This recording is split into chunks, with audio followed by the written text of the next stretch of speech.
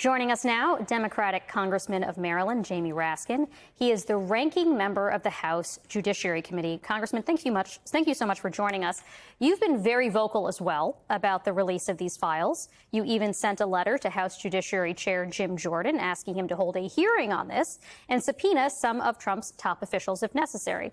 Have you gotten a response? Do you think the pressure is doing anything at this point?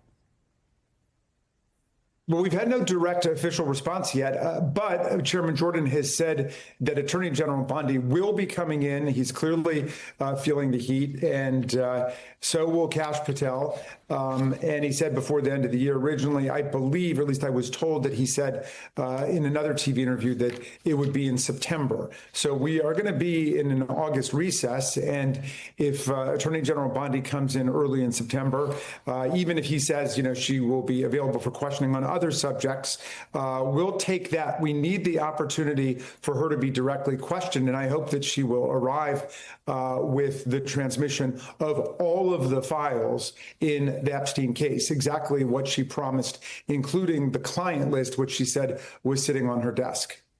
Congressman, I'm curious if you've had conversations with Senator Ron Wyden as well. He spent the last 3 years digging into the financial network here, found that 4 banks waited until his arrest to flag $1.5 billion in suspicious transactions. He wants all that made public as well. What do you think we could learn by following the money trail?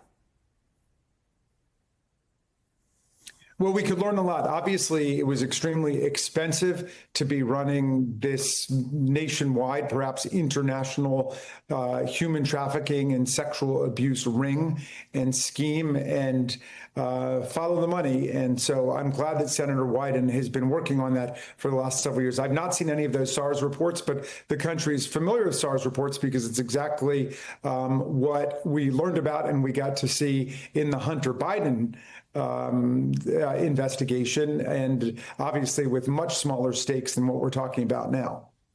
Congressman, what do you make of Congressman Massey and Congressman Ro Khanna's legislation to try and get documents revealed? Do you think there's any chance it could potentially be successful if all the Democrats, with a handful of Republicans who are in this moment willing to kind of defy Donald Trump and actually push through to try and get something out?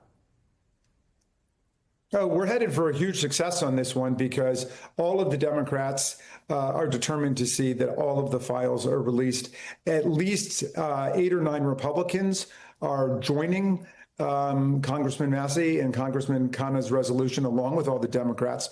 So the leadership, Speaker Johnson obviously doesn't want this to go forward because they're still trying to help Donald Trump keep the lid on things. But the discharge resolution is an opportunity to dislodge and discharge a resolution which the majority is sitting on.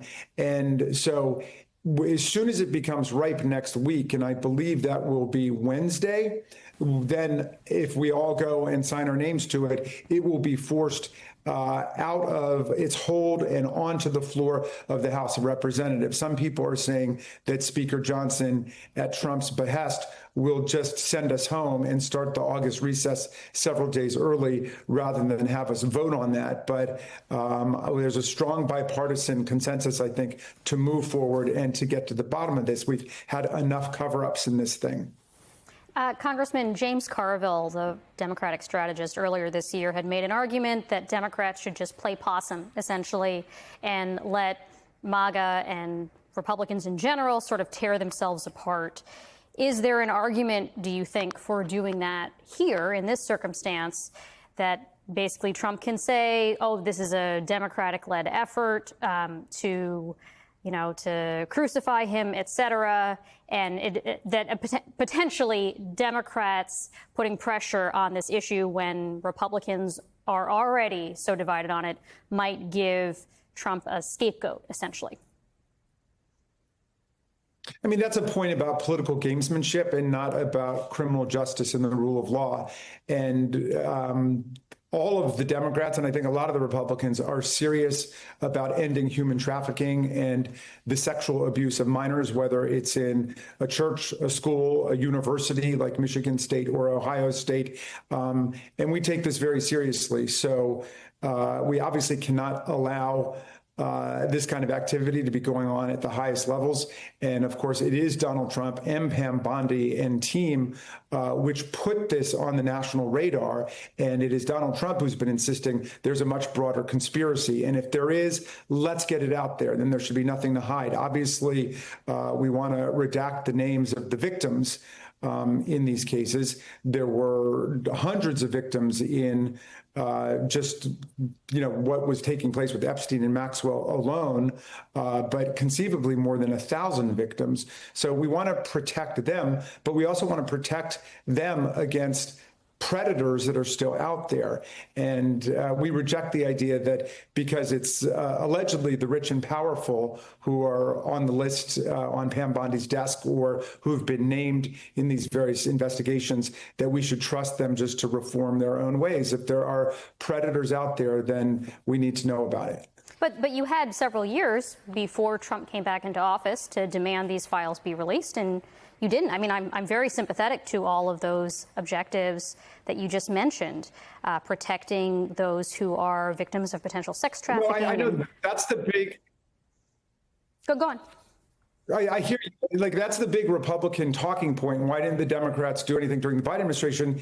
It was, first of all, we don't view it as the Biden administration under the Department of Justice or the Trump administration. At least in the old days, we just thought it was the Department of Justice. But in any event, if we're going to view it through that partisan lens, it was under the Biden Department of Justice that Maxwell was successfully prosecuted and sentenced to 20 years in jail. It was after that that Donald Trump began the drumbeat for releasing the files in the course of the presidential campaign. And because he was Epstein's best friend for more than a decade and is named in lots of different contexts related to these events, we're trusting him now that he knows something was going on. He doesn't want to talk about it anymore, but he made it the centerpiece of his campaign. He wasn't promising to throw 17 million people off Medicaid, but he was promising to release the Epstein files. And we say, great, we have nothing to be afraid of. If you want to view it in partisan terms, I've not had a single Democrat say, no, don't release that. My name's going to be in there. We've not heard that from anybody. So if they're Republicans saying that, that's their problem. We have no problem for transparency. And the other stuff is just political noise and a distraction from whether or not we are going to keep to the promise that they made to the American people. You're also an attorney. Can we get your thoughts on Trump's new defamation suit filed in Florida, seeking $10 billion in damages, going after the Wall Street Journal, then the reporters who reported out this new element here, this alleged birthday card that kind of adds a new dimension to their potential friendship and relationship here. What do you make of this lawsuit, whether Trump has a case here or not? And if he doesn't, what do you think this lawsuit is actually about?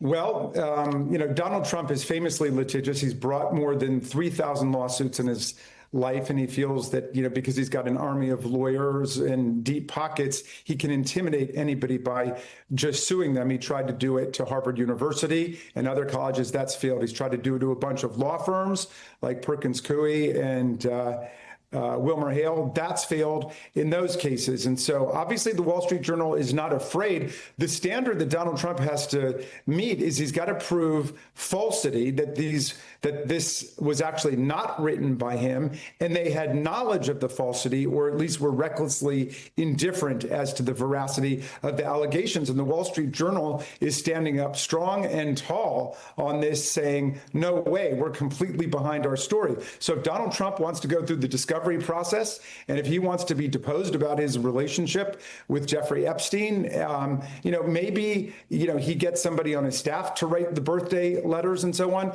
Did he ever try to revoke it before or dissociate himself from it before? I mean, after all of the photographs we've seen of them together and all the videotape and all the evidence we have of their relationship, I think people are going to be suspicious of the idea that somehow somebody completely concocted a birthday message for his 50th birthday, put it in Donald Trump's name. Trump never said anything about it, never tried to distance himself from it, but now suddenly is saying it's not him. But, you also wonder, well, why is this big enough for him to even bring a lawsuit against the Wall Street Journal when there are far more damning things that are being said? Like Michael Wolff was just on Sidney Blumenthal's podcast the other day and said he saw photographs shown to him by Epstein of Donald Trump with topless teenage girls that were held in a safe and were put back in the safe. And Wolff assumes that the FBI's got those. Why isn't he suing Wolff? He's picked these very kind of mild allegations coming from the Wall Street Journal in order to change people's focus and to make it Donald Trump versus the big bad news media, which obviously he's systematically trying to put out of business right now. So I don't think anybody should be too long detained with this. If he wants to sue them, fine. But the point is, Donald Trump still has access. He and the Attorney General have access to all these files, and they should go ahead and be released if there's nothing there. And this is the promise he's made to the American people. Congressman Jamie Raskin, thank you as always for your insights.